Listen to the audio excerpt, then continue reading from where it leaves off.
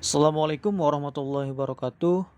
Perkenalkan, saya Tio Robila Hidayat dari Politeknik Negeri Medan, tepatnya di jurusan Teknik Komputer dan Informatika, Prodi Manajemen Informatika. Di sini saya akan mempresentasikan sebuah materi yang didapatkan dari materi mata kuliah seminar yang saya pelajari selama setengah semester pada semester 5 ini. Adapun presentasi ini ditujukan untuk memenuhi tugas UTS dari mata kuliah seminar yang saya ampuh. Baik, yang pertama yaitu pengertian seminar. Dilansir dari kompas.com, dalam Kamus Besar Bahasa Indonesia, seminar diartikan sebagai pertemuan atau persidangan untuk membahas suatu masalah di bawah pimpinan ahli.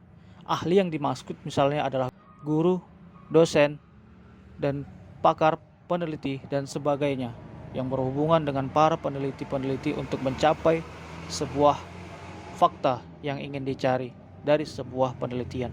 Seminar adalah hal yang menjelang untuk membahas ilmiah atau hasil penelitian yang dipimpin oleh seorang ahli dan dihadiri oleh beberapa penyanggah.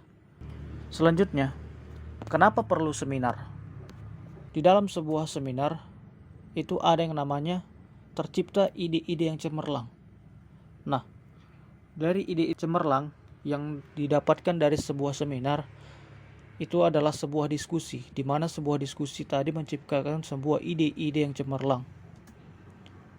Yang keduanya, tergali potensi tersembunyi, di mana potensi tersembunyi ini adalah ide-ide tadi yang dijelaskan di dalam penjelasan tentang apa pentingnya seminar dan bagaimana seminar itu berlangsung, maka akan menghasilkan sebuah ide.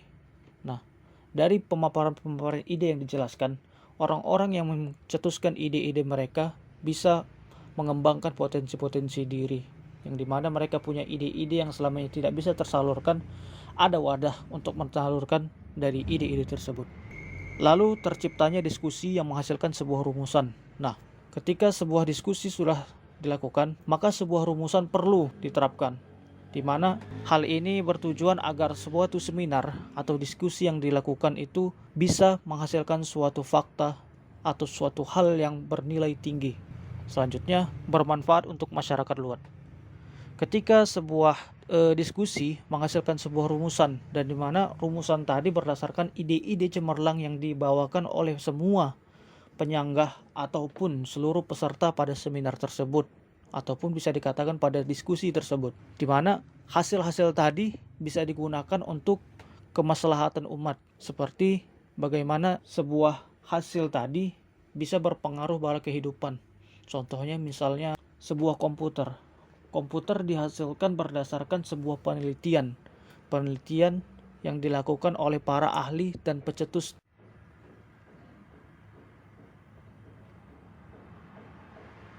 Pokok penting dalam kehidupan, mengapa semua hal kita berkaitan dengan teknologi, di mana teknologi tidak pernah terlepas dari yang namanya komputer.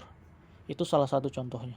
Selanjutnya, konsep dasar dari karya ilmiah, di mana konsep dasar dari karya ilmiah merupakan tulisan yang membahas ilmu pengetahuan yang disusun secara sistematis dengan menggunakan bahasa yang benar. Ketika sebuah bahasa benar, namun belum tentu kejelasan itu ada pada kalimat tadi, maka saya tambahkan yang benar itu adalah harus yang benar-benar bisa valid ataupun lengkap dan jelas untuk dimengerti oleh para halayak ataupun para pembaca dari karya ilmiah tadi. Selanjutnya, syarat minimal karya tulis, di mana syarat minimal karya tulis itu ada beberapa hal. Yang pertama adalah menggunakan bahasa tulis sebagai media.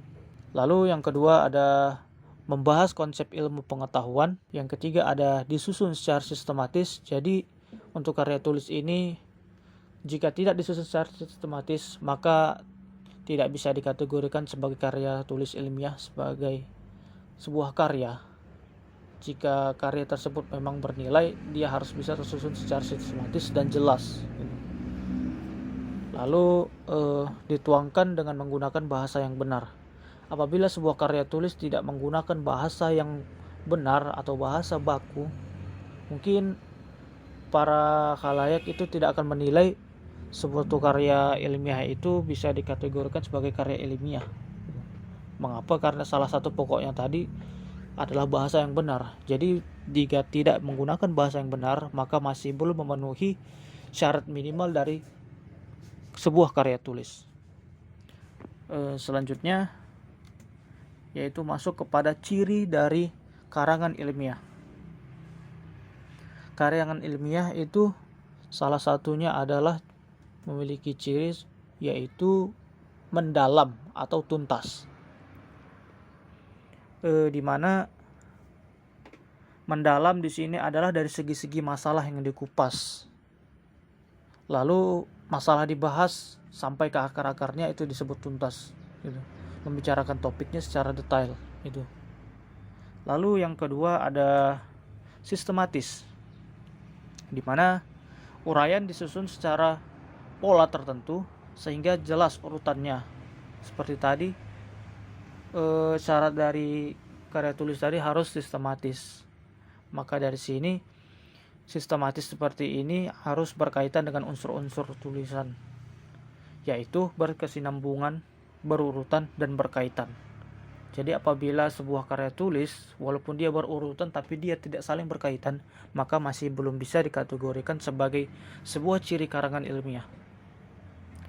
Yang ketiga yaitu objektif, di mana objektif yang dimaksud adalah segala keterangan yang dikemukakan apa adanya sesuai dengan data dan fakta yang diperoleh. Lalu masalah yang diungkap apa adanya dan tidak dibuat-buat atau tidak direkayasa. Lalu selanjutnya ada lugas, di mana lugas ini artinya adalah pembicaraan langsung pada persoalan yang digaji tanpa basa-basi. Selanjutnya cermat, yaitu berupaya menghindari kesalahan atau kekeliruan. Selanjutnya logis, di mana logis yang dimaksud adalah segala keterangan yang disajikan memiliki dasar dan alasan yang masuk akal. Jadi sebuah karya ilmiah itu pada dasarnya harus memiliki suatu masalah yang benar-benar logis untuk diselesaikan. Apabila masalah itu hanya karangan dan tidak bisa diselesaikan secara logi, maka dia tidak bisa disebut sebagai sebuah karya ilmiah. Selanjutnya ada bernas, yaitu meskipun uraian itu singkat, isinya padat. Nah, setelah tadi berurutan, sistematis, objektif, lugas, dan sebagainya, maka bernas itu adalah pemaparan singkat, padat, dan tepat. Lebih pahamnya seperti itu. Lalu selanjutnya tidak emosional, di mana tidak emosional ini artinya adalah tanpa melibatkan perasaan. Suatu penelitian yang didasarkan pada perasaan tanpa dipikirkan secara logika atau akal sehat kita, itu tidak akan pernah bisa berhasil. Di mana karangan ilmiah yang dibuat hanya berdasarkan emosi atau berdasarkan perasaan-perasaan yang memiliki kaitan pribadi, maka itu tidak bisa menghasilkan suatu hasil yang dimana hasil itu disebut juga dengan objektif dan tidak mengada-ngada gitu. Selanjutnya berlaku umum, di mana berlaku umum yang dimaksudkan ini adalah kebenaran yang dapat diuji, di mana kesimpulan berlaku bagi semua populasi kajian. Dari tiap runtutan yang telah dijelaskan tadi, karya ilmiah ini perlu adanya berlaku umum, yaitu kebenarannya dapat diuji. Jadi masalah itu seperti saya katakan tadi tidak berdasarkan hanya emosional, harus berdasarkan logika jelas, yaitu juga harus berdasarkan pada apa yang ada pada kenyataannya gitu. Selanjutnya jelas, di mana keterangan yang dikemukakan dapat mengungkap makna secara jernih sehingga mudah untuk dapat dipahami oleh pembaca. Selanjutnya yaitu terbuka, di mana tidak menutup kemungkinan adanya pendapat-pendapat baru. Di mana suatu sesi diskusi yang dilaksanakan pada sebuah seminar tidak terlepas dari adanya pro dan kontra. pro dan kontra tadi menghasilkan sebuah kesinambungan, maksud saya kesinambungan untuk menghasilkan lengkap sehingga akurat. Dan yang terakhir yaitu adalah menggunakan bahasa baku tepat, ringkas, dan jelas. Selanjutnya masuk ke pembahasan yaitu kriteria masalah. Kriteria masalah yang dimaksud adalah beberapa kriteria yang kita gunakan dalam memilih suatu masalah yang akan diangkat pada sebuah karya tulis dan dilakukan pada sebuah seminar. Yang pertama itu adalah pentingkah masalah itu dikemukakan atau dibahas. Jadi penting atau tidaknya tadi tergantung bagaimana situasi dan kondisi tadi. Misal, ada sebuah gempa terjadi pada suatu daerah. Namun yang diriset atau dilakukan penelitian di daerah situ bukan masalah gempanya. Tapi misalnya semut atau hewan-hewan yang ada di sana yang tidak ada kaitannya dengan terjadinya gempa. Selanjutnya, itu adalah menariklah masalah untuk dibahas. Jika memang itu menarik menurut kita, maka kita akan punya gairah untuk menyelesaikan masalah-masalah tersebut sehingga kita mampu punya semangat juang yang tinggi untuk bisa meraih kesuksesan dalam menyelesaikan sebuah masalah-masalah dalam penelitian kita. Yang ketiga itu cukupkah pengetahuan, kemampuan, dan sarana yang diperlukan. Ketika pengetahuan dan kemampuan kita sudah memenuhi, namun sarana yang kita gunakan tidak memenuhi, itu memiliki masalah yang cukup serius untuk kita melaksanakan sebuah penelitian di dalam sebuah karya tulis. Begitu juga dengan salah satunya, jika tiga pokok seperti pengetahuan, kemampuan, dan sarana ini tidak bisa ada pada satu waktu itu, maka akan mempengaruhi atau bahkan kita tidak bisa melanjutkan sebuah penelitian kita gitu. Maka dari itu 3 poin ini menjadi pokok penting yang untuk dipahami bagi kita yang ingin membuat sebuah karya tulis dan menentukan sebuah masalah yang akan kita angkat. Selanjutnya, mungkinkah atau mudahkah kita bisa memperoleh data? Kita bisa mengangkat semua masalah-masalah itu berdasarkan apa kejadian yang ada.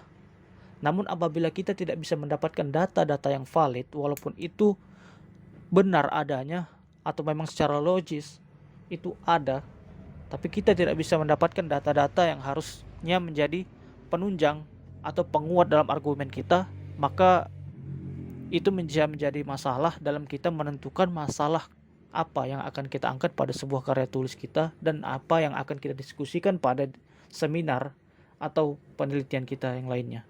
Yang terakhir yaitu masalah terlalu luas atau ada keterlibatan waktu, terlalu sempit atau bahasanya dangkal. Secara sederhananya mungkin dijelaskan terlalu luas. Misalkan pada sebuah negara, padahal kita hanya melakukan penelitian untuk hanya daerah setingkat kecamatan. Namun pembahasan masalah yang kita lakukan itu sifatnya bersifat nasional maupun internasional. Maka akan tidak menjadi efektif apabila kita mengangkat masalah-masalah tersebut, dan apabila kita memaksakannya juga akan berpengaruh pada hasil karya tulis ilmiah yang akan kita laksanakan nanti. Dan apa yang kita hasilkan juga mungkin tidak menjadi objektif dan tidak akurat. Thank you. Mungkin itu saja yang bisa saya sampaikan pada presentasi saya hari ini. Mohon maaf apabila hasil video dari saya ini begitu banyak kekurangan dan mungkin banyak sekali di sana sini kekurangan-kekurangan yang bisa didapatkan dari video ini. Saya mohon maaf. Mungkin itu saja yang dapat saya sampaikan. Wabillahi taufiq wal hidayah. Wabillahi nasta'in. Assalamualaikum warahmatullahi wabarakatuh dan selamat pagi. Salam sejahtera untuk kita semua.